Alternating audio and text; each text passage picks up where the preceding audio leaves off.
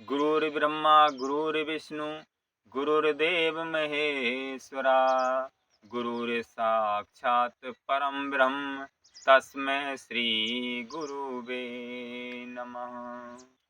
पूर्ण ब्रह्म कौन है, आज इसी विषय में हम आपको बताएंगे। पूर्ण ब्रह्म एक वृक्ष है, निरंजन जिसकी डारा है, त्रिदेवा शाखाव है, बाकी पल्लव सब संसारा है। इस संसार का जो मूल है वो परमात्मा है, ईश्वर है, जो अपने में हर तरीके से पूर्ण है। निरंजन जिसका तना है और ब्रह्मा, विष्णु और महेश जिसकी मुख्य तीन शाखाएं हैं, तीन शक्तियां हैं। ब्रह्मा सृष्टि करता है, विष्णु परवरिश करता है और शंकर संहार करता है। बाकी सारा जगत पत्तों की तरह है। पशु पक्षी, कीड़े मकोड़े, जीव जंतु, देव दानव मानव, यक्ष नाग गंधर्व, ये सब उसी परमात्मा जो पूर्ण ब्रह्म है, उसी पूर्ण ब्रह्म परमात्मा की शाखाएं और प्रशाखाएं हैं, पत्ते जैसे हैं, जो घट घट में, जो कण कण में रम रहा है, जो सर्वव्यापी है, जो पूरे जगत का आधार है, जिसने ब्रह्मा, विष्णु और महेश की भी उत्पत्ति की है। वह अनादि है, आदि है, जिसका ना कोई अंत है और ना ही कोई आदि है। वह अनंत है, असीम है, सर्वव्यापी है, घट घट में, कण कण में रमण करने वाला है। उपनिषद का एक मंत्र है कि ओम पूर्णमदः पूर्णमिदं पूर्णात् पूर्णमुदच्यते पूर्णस्य पूर्णमादाय पूर्णमेवावशिष्यते। वह परमात्मा अपने में पूर्ण है, हर तरीके से परिपूर्ण है और उस पूर्ण परमात्मा से पूर्णमदः, ये जो संसार है, ये जो प्रकृति है, ये भी अपने में पूर्ण है और ये उसी से रचा गया है, उसी से इसकी उत्पत्ति हुई है। तो ओम पूर्णमदा, उसका नाम ओम है, जो घट घट में, कण कण में व्याप्त है, ज्योतिर्मय है, असीम और अनंत है। उस पूर्ण परमात्मा से पूर्ण मदः, ये जो संसार है, ये जो जगत है, ये भी अपने में पूर्ण है। पूर्णात् पूर्ण मुदच्यते, और उसी पूर्ण परमात्मा से इस पूर्ण जगत की उत्पत्ति हुई है। पूर्ण से पूर्ण मादाय, उस पूर्ण परमात्मा से, ब्रह्म से अगर पूरा का पूरा निकाल दिया जाए, पूरा का पूरा अदा कर दिया जाए, पूर्ण मेवा विशिष्टते, फिर भी वह पूर्ण ही शेष रह जाता है। उसमें कुछ भी घटने वाला नहीं है। जैसे समुद्र में जाने कितने लोग पानी पीते हैं और पी करके उनकी प्यास बुझ जाती है, लेकिन उनके पानी पीने से और उनकी प्यास बुझ जाने से समुद्र में पानी कम नहीं होता है।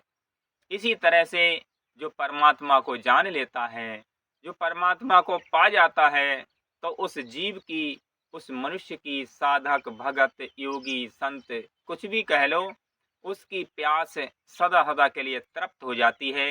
वह आत्म संतुष्ट, आत्म तृप्त और सदा आत्म अर्थात ब्रह्म में लीन रहता है और परमात्मा ज्यों का त्यों बना रहता है, उसमें कुछ भी कमी नहीं आती है। कबीर कहते हैं, हेरी हेरी हे सखी, मैं ही गई हेराए, बूंद समानी समुद्र में, जिसका कुछ कहा न जाए।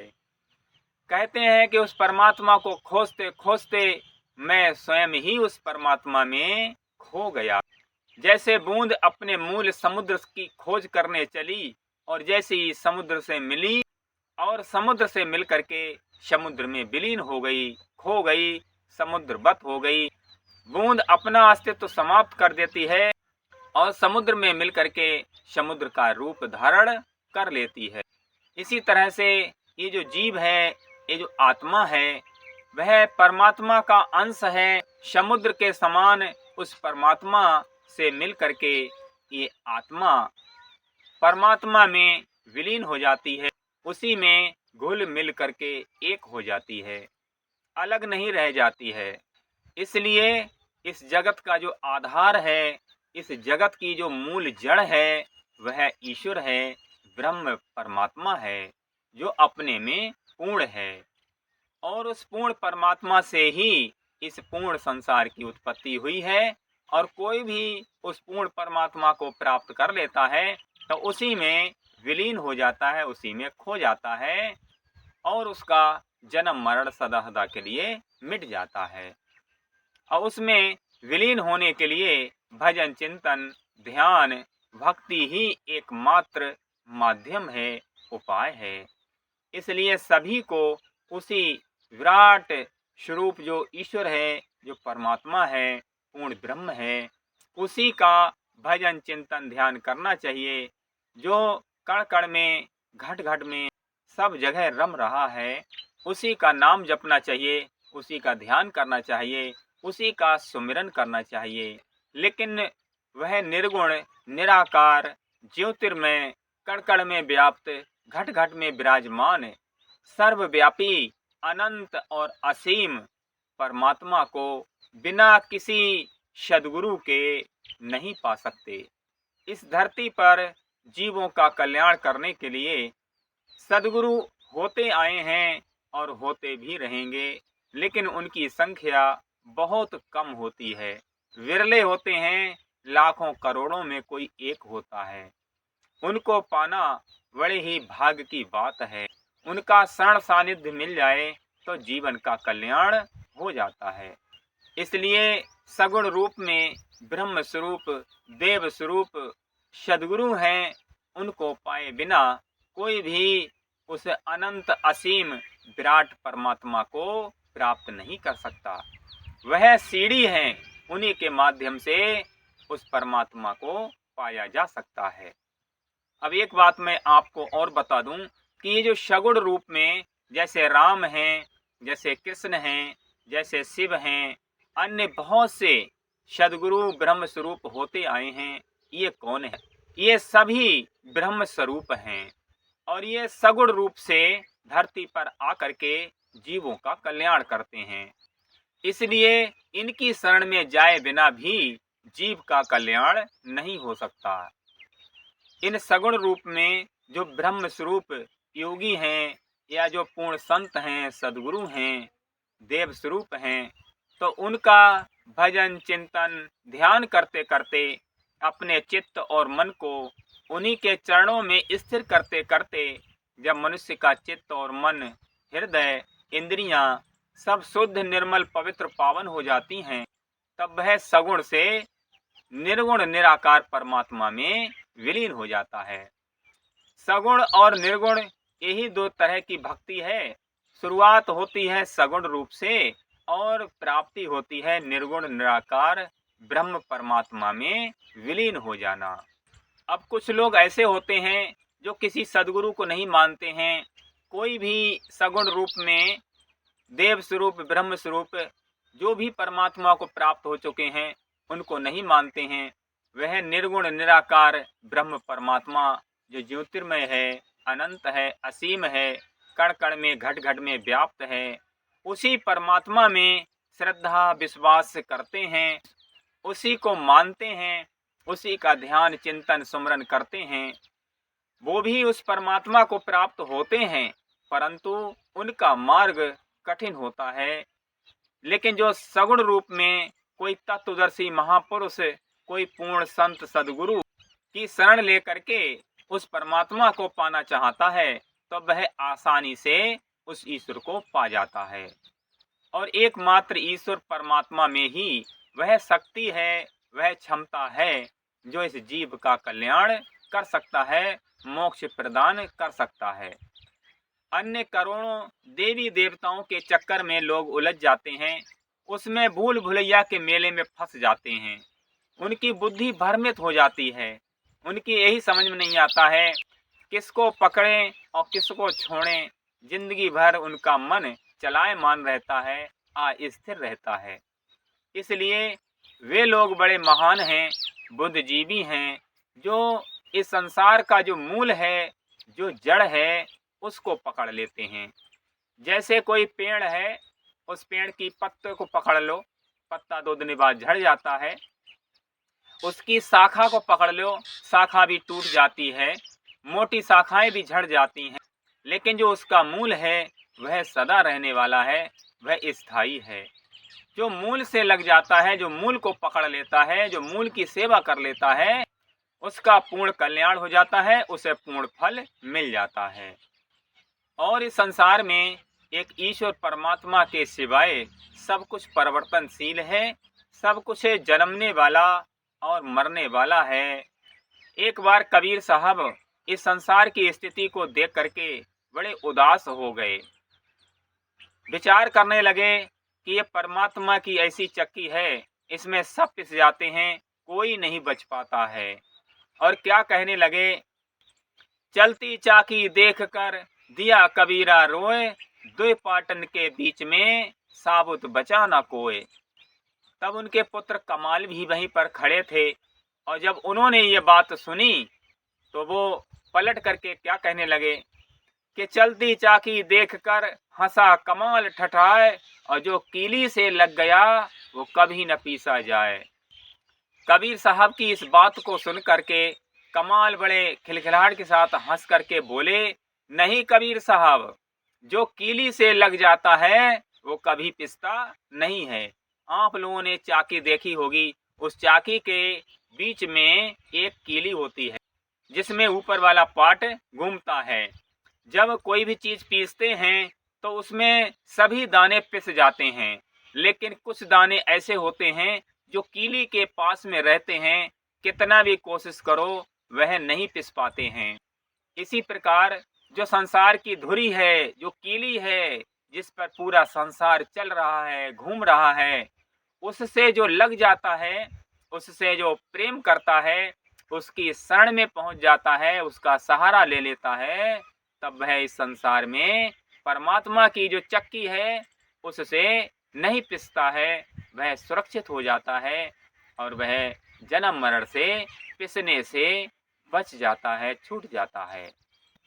इसलिए संसार का जो आधार है, जो मूल है, वह ईश्वर और परमात्मा है, जो जड़ के समान है, जो पूर्ण ब्रह्म है, जो घट घट में, कण कण में और सर्वव्यापी है।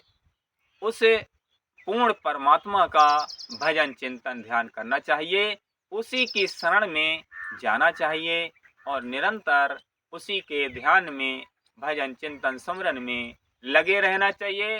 और संसार घर गृहस्थी के जो भी काम हैं उनको भी करता रहे, शरीर से काम करता रहे, परंतु मन से ईश्वर का, उस पूर्ण ब्रह्म परमात्मा का ध्यान करता रहे, नाम जपता रहे और किसी ब्रह्म स्वरूप सदगुरु की शरण ले लेना चाहिए। तभी इस जीव का पूर्ण कल्याण हो पाता है और तभी सारी बात समझ में आ पाती है। क्योंकि गुरु बिन ज्ञान न उपजे, गुरु बिन मिटे न दोष, और गुरु बिन लखे न सत्य को, गुरु बिन मिले न मोक्ष। बिना गुरु के ज्ञान नहीं होता, संशय दूर नहीं होता, और बिना गुरु के जो मन चित्त हृदय इंद्रियां ये सब मलिन हो चुकी हैं, इनमें दाग धब्बे लग गए हैं, वे खत्म नहीं होते, दोष अवगुण समाप्त नहीं होते, और बिना गुरु के उस सत्य परमात्मा को प्राप्त नहीं कर सकते, नहीं लग सकते, और उन गुरु के बिना मोक्ष भी प्राप्त नहीं होता है। गुरु और परमात्मा ये प्रेम की डोरी से ही बांधे जा सकते हैं। बिना प्रेम के ना तो गुरु ही खुश होते हैं और ना ही परमात्मा ही खुश होते हैं। तो जो प्रेम का बंधन है, प्रेम की ऐसी डोरी है, उससे परमात्मा को बांध लिया जाता है। भगवान, परमात्मा और सतगुरु किसी के बंधन में नहीं रहते, किसी से नहीं बंधते, परंतु प्रेम की डोरी से ये बंध जाते हैं और भक्त के बस में हो जाते हैं। तो सबसे ऊंची प्रेम सगाई। दुर्योधन के मेवा त्यागे, साग विदुर घर खाई। सब सो ऊंची प्रेम सगाई। प्रेम के बस पारथ रथ हाँको, प्रेम के बस पारथ रथ हाँको। भूल गए ठकुराई, सब सो ऊंची प्रेम सगाई। झूठे फल सबरी के खाए, झूठे फल सबरी के खाए। बहुविध स्वाद बताई, सब सो ऊंची प्रेम सगाई। राजस यज्ञ युधिष्ठिर कीना, तामे झूठ उठाई। सब सो ऊंची प्रेम सगाई। प्रेम के बस नृप सेवा कीनी, प्रेम के बस नृप सेवा कीनी। आप बने हर नाई, सब सो ऊंची प्रेम सगाई। सूर्य कूर यह लायक नाही, सूर्य कूर यह लायक नाही। कहाँ लग करूं बढ़ाई, सब सो ऊंची प्रेम सगाई। सब सो ऊंची प्रेम सगाई। ये प्रेम का बंधन, ये प्रेम की डोरी ऐसी है जिसके सभी बस में हो जाते हैं।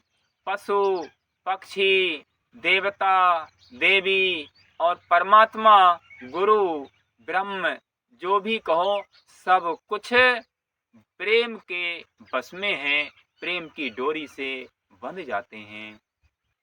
तो संक्षेप में कुछ शब्दों में फिर मैं मुख्य बातों को दोहरा देता हूँ कि संसार में जो सबकी जड़ है, जो मूल है, वह है ब्रह्म, परमात्मा, ईश्वर है, जो कण कण में, घट घट में व्याप्त है, पूरी दुनिया में मौजूद है। जो निर्गुण, निराकार, ज्योतिर्मय, असीम और अनंत है, वह परमात्मा अपने में पूर्ण है। उसी का ध्यान करना चाहिए, चिंतन सुमरन करना चाहिए। उसका कोई भी नाम ओम राम शिव का जाप करना चाहिए। और किसी तत्वदर्शी महापुरुष सगुण रूप में, जैसे राम हैं, कृष्ण हैं, शिव हैं, अन्य बहुत से सद्गुरु जीवों का कल्याण करने के लिए आते हैं और अपना काम करने के बाद चले जाते हैं और हर युग में रहते हैं, लेकिन उनकी संख्या बहुत कम होती है। और उस परमात्मा या सद्गुरु को बांधने की एकमात्र डोरी है प्रेम, श्रद्धा और भक्ति।